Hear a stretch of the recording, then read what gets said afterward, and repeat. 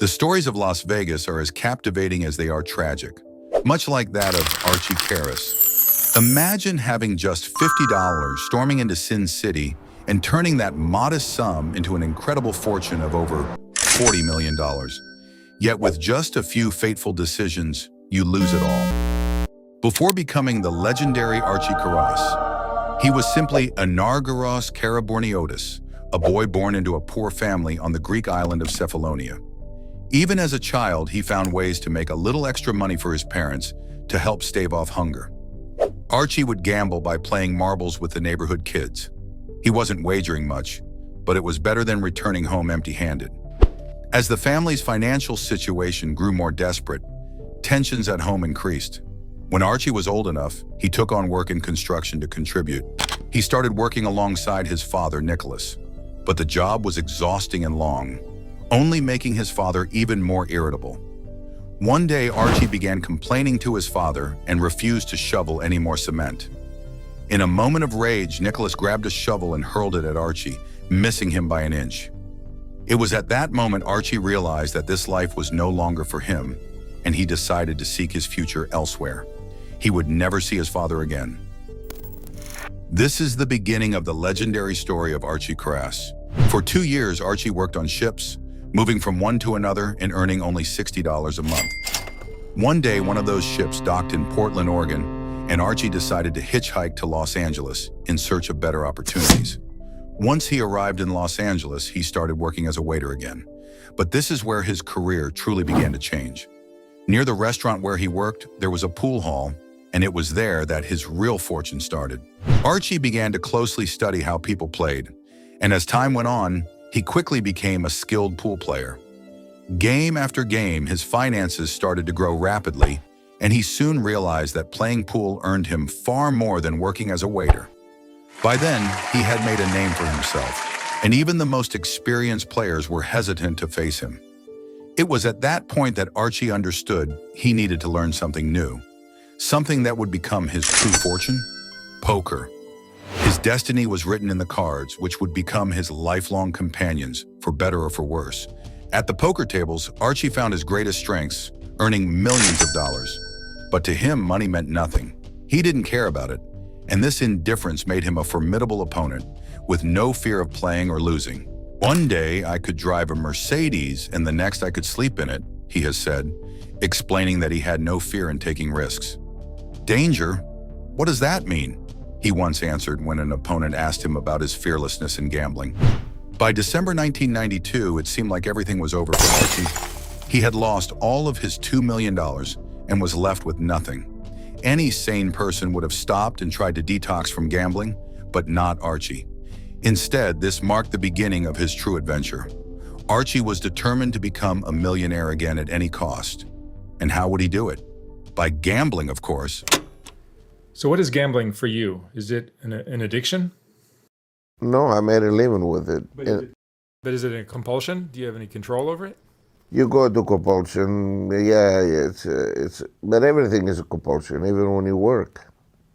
Something you have to do to make a living. You know what I mean? It goes into your blood, pretty much. The winning part and the losing part. Do you enjoy winning? Gamblers enjoy both winning and losing. Really? You get a fix by losing. You know, you get the downside of it. It's like a heroin, and I don't do drugs, but I got a pretty good idea what it is. By watching people, you know, that did it. Heroin, you go down, and you go up, you do cocaine. So when you win, that's the cocaine of gambling. And when you lose, then you're down back on the heroin, that side. So you're speedballing over there. That's what, it's not a good thing. I don't recommend that to anybody. Archie's next move was to head to the gambling mecca, Las Vegas, where the action never stops. With only $50 to his name, he found a friend willing to lend him $10,000 at a 50% interest rate. He didn't start with poker, but with a less popular variant called Raz.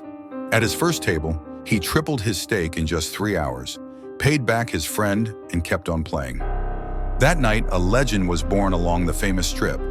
What followed was the longest winning streak in gambling history, known as the Run. The combination of unprecedented luck and skill propelled Archie into a wild, unstoppable ride. By early 1995, he had turned those $50 into $40 million. Everyone was talking about the new Nick the Greek, and Archie's relentless pursuit continued. During those 3 years, he struck fear into the hearts of all the big names in Raz, and later, poker. At one point, even the top poker players were afraid to sit across from Archie Karas at the table. One of the most memorable matches in Archie's history was against Stu Ungar. The two faced off in a thrilling heads-up game of Raz, where Karas emerged victorious, pocketing a hefty $500,000. The competition then shifted to 7-card stud, which cost Ungar an additional $700,000. After Ungar, it was Chip Reese's turn to fall victim to the Greek gambler's extraordinary winning streak. Following this impressive series of high-stakes showdowns, Karas amassed a fortune of $17 million. With no one left willing to play against him, Karas turned his attention to dice, where he wagered millions of dollars each night, making astronomical bets. During his extraordinary rise, Karas would drive along the strip with millions of dollars in cash stashed in his car every day. Security was paramount. Archie always carried a shotgun and was never without his brother, who was also heavily armed, along with the casino's security guards. At one point, Karas even managed to win all of the $5,000 chips at Binion's casino, the highest denomination available. After his triumphant return in 1992, Karas's downfall was equally dramatic. There was one opponent the legendary Greek gambler could never defeat, no matter how skilled he was: the casino. In 1995, luck took a harsh turn when Karas lost $11 million in a single night rolling dice. Unsatisfied and likely caught in a tilt, he challenged Chip Reese again in a head-to-head match, losing another $2 million. Instead of stepping back to recalibrate, Karas dove into Baccarat, where he burned through another $17 million, bringing his total losses to a staggering $30 million in just 1 week. After a brief pause, still visibly shaken, Karas returned to the high-stakes Baccarat tables, where, with bets of $301, he nearly wiped out his entire fortune. After losing his last few dollars in poker, the incredible saga of Karas came to a very sad end just a few years ago.